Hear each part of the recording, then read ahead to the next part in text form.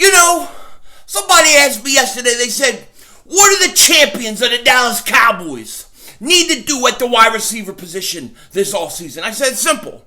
You trade one, you sign one, you draft one, and you drive Nelson Aguilar's sticky ass to the airport. Yo, everybody, how you doing? King Dingbat here.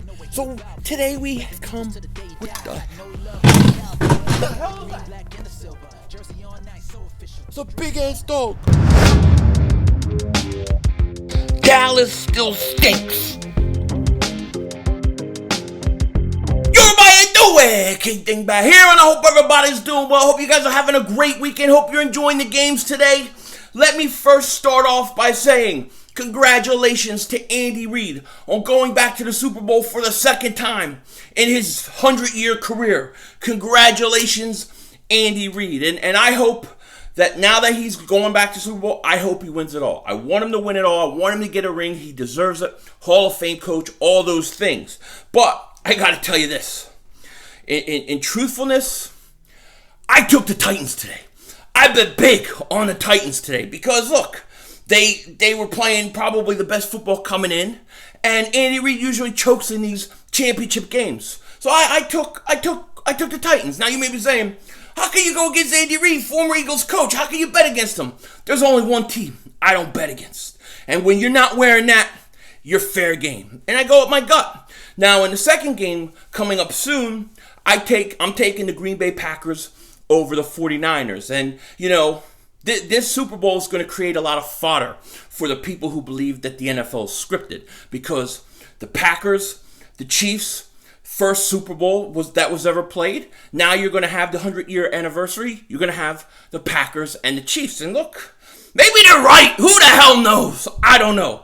You know, I had a 12-hour conspiracy theory binge yesterday, all on JFK stuff. You know, I get so overwhelmed with it. It's like, I need to not dive into football conspiracies when it comes to scripted stuff, because this is like my outlet, you know? So, who knows? Who the hell knows, though?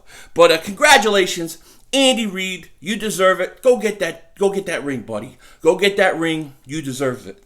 No doubt about it. Now, before the Chiefs are going to play in a Super Bowl, it looks like the Eagles are going to try to interview Mike Kafka. And you know, I've been waiting for this. This is my number one choice.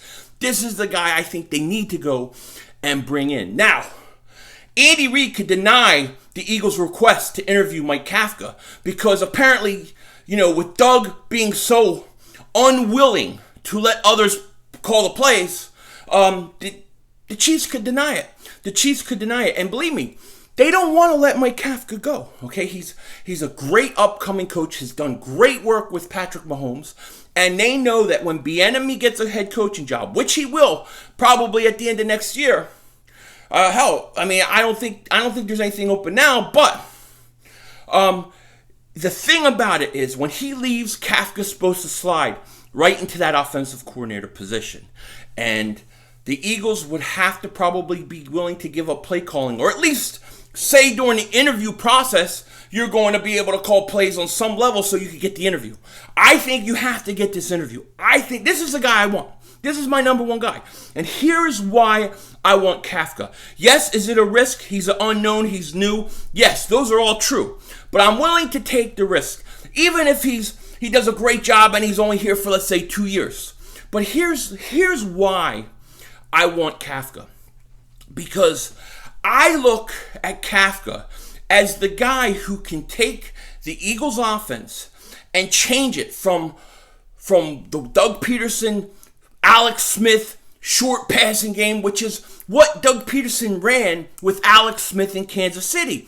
When Patrick Mahomes took over, Kansas City changed their offense. They changed it. Kafka was there during that process. And if he could come in and implement the change into more of a Kansas City Chiefs offense that they run now, it's what I want. It's what I want, and I think it would be pretty seamless. I think it would be pretty easy to do. You don't have to change everything. You just have to change certain things, okay? So I think even if Kafka was there for 2 years, to just come in and be able to implement it and be able to kind of transform this offense it's a good thing. And that's why he's my number one guy, okay? Because Doug Peterson was with Andy Reid. They run a lot of the same concepts and stuff even still. But Andy has more of a vertical passing game in it. It's fit for his quarterback. Our quarterback, Carson Wentz, is a vertical passing quarterback. He's got a big arm. He needs to be able to have the ability to get chunk yards to go downfield. And so I think Doug coming from that old Kansas City Chiefs with the Alex Smith, and then, you having a guy who was there when Alex Smith left and they implemented a Patrick Mahomes offense, I literally think that Mike Kafka would fit perfectly with the Eagles. And that's why I think he needs to get the job. Now, I don't know if he's going to get it because the Chiefs value him a lot. They know that he's their future offensive coordinator. So Doug's going to have to sweeten the pot up, but I think that's where I would turn my attention to Mike Kafka, and we're going to find out if he gets that interview. Now, one of the things I'm really going to harp on is I am going to talk a lot about the Eagles getting faster, getting younger, and really revamping that wide receiving core, because I feel like they need receivers who better fit Carson Wentz. They need guys that can get downfield, that have speed, that can get separation. And I think the first thing you need to do, okay, if you're the Eagles, is you need to find a way to let Alshon Jeffery go. You need to find a way to either trade him, put him on IR for next year, cut him. I don't care. But I think you have to let him go. And here's some of the reasons why. He's going to be 30. And next month he's going to be 30 years old. So what are you going to have? Two outside receivers in their 30s? You're asking for guys to get injured again. You're asking for more injuries by those outside wide receivers. Secondly, with all the stuff with the anonymous source and with just things that have come out of the locker room, things that reporters have said about just the way he carries himself, maybe how him and Carson get along, I don't think it's healthy for the team to go through that next year again.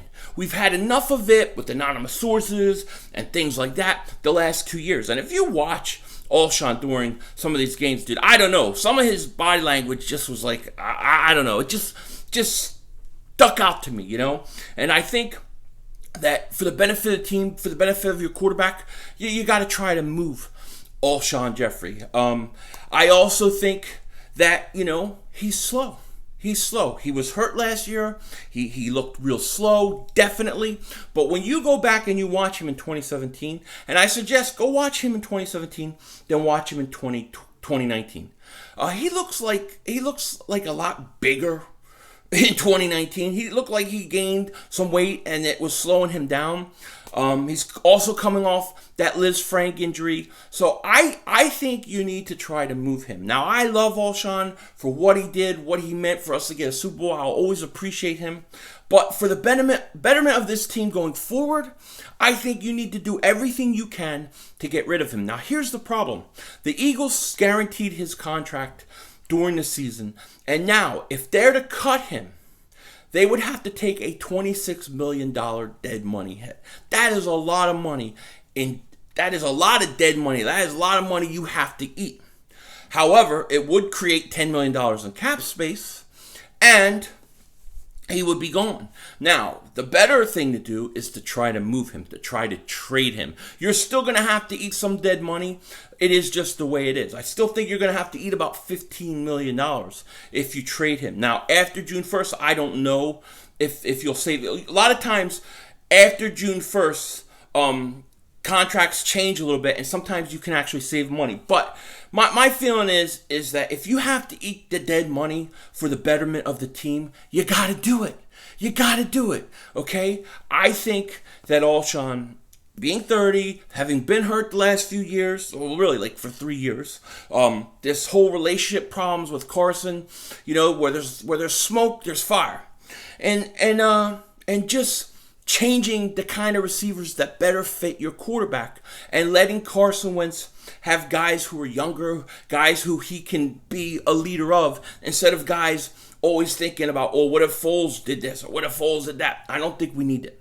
So I think that Howie has to find a way. That's the first thing the Eagles have to do. The second thing I think the Eagles have to do is they should sign Robby Anderson. They should try to sign Robby Anderson as a free agent, one of their big free agent moves. Bring him in, put him on the opposite side of Deshaun Jackson. I'm keeping Deshaun Jackson. Yes, I know he gets hurt a lot. I know he's older, but he still has a skill set that would fit what I'm going to try to do when I start adding more of a vertical passing game into this offense. And I think Robby Anderson is the perfect fit. He's got a lot of speed on the outside also, and I would aim for him. I know a lot of people talk about maybe AJ Green, but my thing with AJ Green is you get another 30-year-old guy who's been hurt. I want to go a little younger. Now, once I get Anderson, once I have Deshaun back, Alshon gone, Nelson Aguilar, he's gone. I'm going to have Greg Ward. I'm going to put him in the slot. I'm going to give him a chance, first crack at being my starting slot wide receiver. Now, as you can see, all of a sudden, I got speed on the outside with two guys. I got Greg Ward, who I like and I think's got a lot of upside. Now I'm going to draft a wide receiver in the first round. I'm going to draft a wide receiver in the first round, and here's why. Because Carson Wentz, and I'll probably break this whole quarterback thing down a little more in another video. But the way I basically see a quarterback's career and a franchise quarterback, and it doesn't always have to be this way, but you have a guy, first 4 or 5 years, beginning of his career. It's kind of like the early years. But once you get out of those first 4 or 5 years and you enter the next 5 years, that's really the prime of his career. And in those prime years, you got to make sure you have guys that are going to be with him for the next 5 years to go through this whole process. Now, you could lose a guy here or there, but you got to be sure. You got to be sure to have guys that are going to be with him. And really, with the older receivers, we really don't have that. So I'm drafting a wide receiver with the first round pick. Okay, now, here's my thing. There are two guys that I really like. I like CeeDee Lamb and I like Henry Ruggs. Now, I think Ruggs has a chance to fall close to us where we're going to be. He may go like 15, 16, 17. And the Eagles will have the ability to trade up if they really want him. Okay? CeeDee Lamb, I like. And look, I haven't looked at every other wide receiver yet. I will have wide receiver rankings, and I will go through all those kind of things once we get to see them at the scouting combine, run the pro days. Because to me, one of my big focuses is on speed. I need guys with speed. Okay? So, like a guy like Henry Ruggs would be a guy that I would love to get. And, you know, what was lost in my video, that I talked about maybe considering trading Zach Ertz, it was just an idea thrown out there, just considering. But what got lost in that was what I was trying to say with the importance of the Eagles trading up for a wide receiver. I think you have to trade up for a wide receiver because we have a bad track record of taking guys in the second round, taking guys later in the draft for wide receivers. Even in the first round, with guys like Nelson Aguilar, Freddie Mitchell, we have a bad track record. And to me, you have to make sure you hit that first pick. And so the only way to do it is to say, all right, these two guys, CeeDee Lamb, Ruggs, these guys are sure things. We got to go up and get them. We can't mess around. And that's what I was trying to say, is you can't mess around with taking the fourth wide receiver off the board or the fifth wide receiver off the board, or you have to make sure you're nailing the guy. You're nailing him. You're getting the guy that you're supposed to get that's not going to let you down. That's how I see it. So I'm looking at trading up to get Ruggs or CeeDee Lamb. I don't care what it costs. Okay, well, I do, but I'm saying I think it's reasonable to do one of those things. But you can't say, oh, well, we'll take a receiver in the second round. We'll trade back from 21 to 28 and we'll take one of the receivers in. I don't trust them to pick a receiver. So go up and get a good one. And that's what I would do. So I would trade Alshon. I would sign Robby Anderson. I would draft a guy like Henry Ruggs. And I would drive Nelson Aguilar to the airport, pack his stinking bags, and get his ass out of there. With that said, tell me what you think. Take care. Talk to you later. And don't be a dingbat.